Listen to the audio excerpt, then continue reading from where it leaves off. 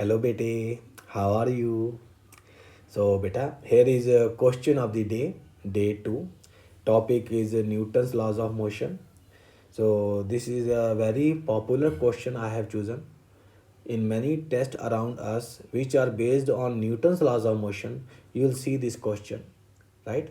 This question is based on stability of a system, right? So when we are applying some forces, then under what condition the system can remain stable. So this question I have chosen from Pathfinder book. In check your understanding, you'll see this question, right? So first, let me read this question for you. There are three identical cylinders arranged as shown in figure. If a force is applied in the horizontal direction passing through centers of lower cylinders, then find its maximum and minimum values so that the three cylinders remain in contact with each other. Assume all the cylinders and ground to be smooth and mass of each cylinder is small m.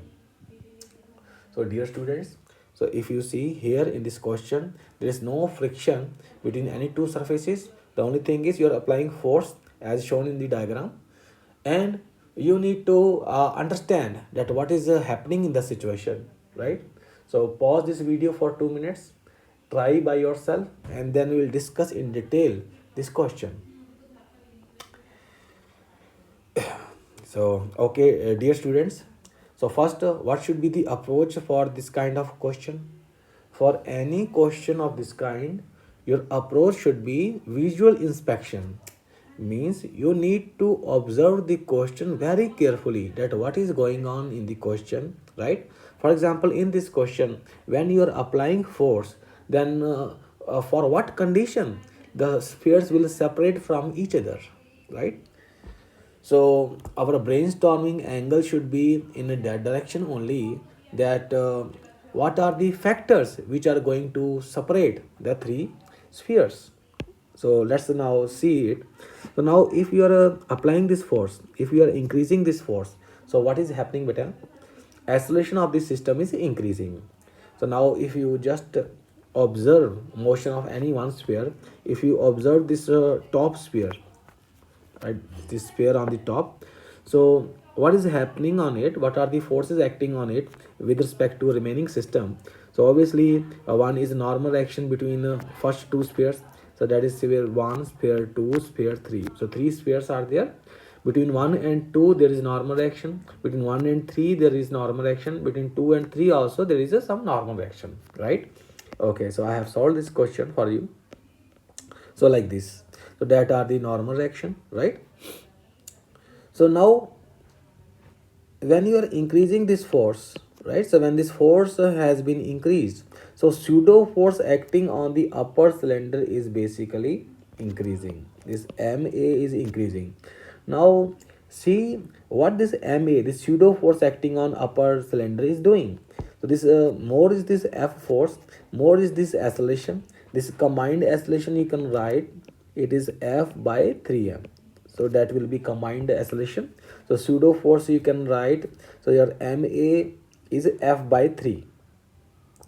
So your pseudo force acting on this is basically f by 3. So what is happening now, this pseudo force is increasing. So when this pseudo force is increasing, it is basically increasing this n1, right? So its component is acting like this pseudo force component, so it is increasing n1. So n1 is increasing, right? But on the other hand, if you compare here forces between 1 and 3, so between 1 and 3, if you compare the forces, the pseudo force component is basically decreasing a normal reaction n2, right? It means when you are increasing a force beyond a limit, so there is a tendency for normal action n2 to be 0 beyond a limit, right? So n2 will become 0. So when force is increasing beyond a limit, so that is our crux point, right? The upper cylinder has a tendency to lose contact from the front cylinder. Similarly, now if you are decreasing this force, so decreasing this force and if you just consider lower cylinders, so lower cylinder, say this front lower cylinder you are considering, so n2 is acting, n2 is having some component in the forward direction, right? So this, because of N2 horizontal component, N3 has the tendency to decrease, right? So N3 will decrease, right? So and we have to maintain this N3, means normal reaction between the lower cylinders we have to maintain, right? So if you are decreasing F, so by that you are decreasing, by decreasing F, what you are doing, basically you are decreasing normal reaction values. So normal reaction values you are decreasing, and pseudo force acting on the lower cylinder, that also you are decreasing, which is trying to maintain N3, right?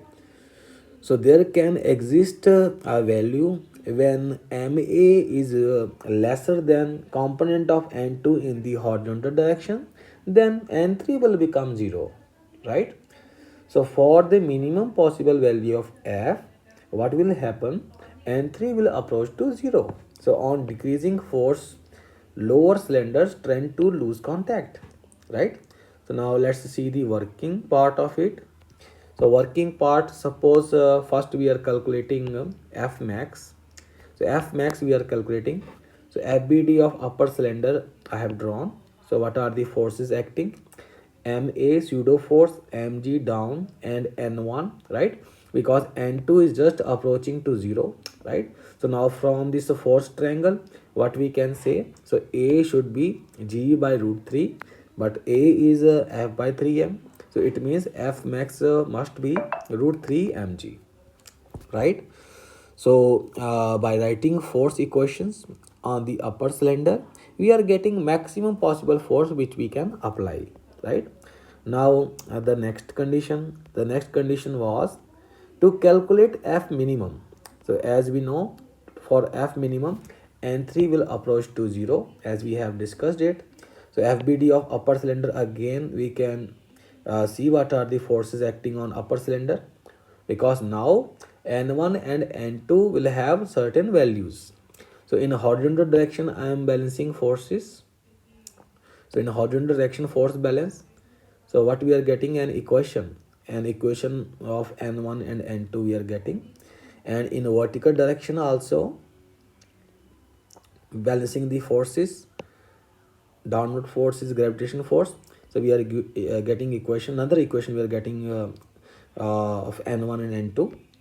Now FBD of the front cylinder. So front cylinder, if you see beta, when N3 is approaching to 0, N2 sine 30 is just equal to MA. So your N2 will be 2F by 3. Now it's all about calculations. Now three equations are there. First, what we can see from equation 1 and equation 3. So we are getting what? N1 as 4F by 3. And 2 already we know it is 2F by 3. Now using equation 2, so equation 2 will use, so 2F by 3 plus 4F by 3, 2mg by root 3. So now rearranging, what we are getting, minimum value of force as mg by root 3. So if applied force is less than mg by root 3, so then N3 will become 0, means contact between lower cylinders will lose, right? And maximum value we are getting is root 3 mg. It means if F1 we are increasing beyond root 3 mg, then a normal action N2 will become 0, right? So that are the types of question. Visual inspection is required, and then we can see what are the different forces acting on different bodies, and we can get the solutions. Okay, right? So any student not understanding any step of the question, please write in the comment box, right? And if you have any other approach by any easy method you are able to solve it, then also please discuss. Okay, right?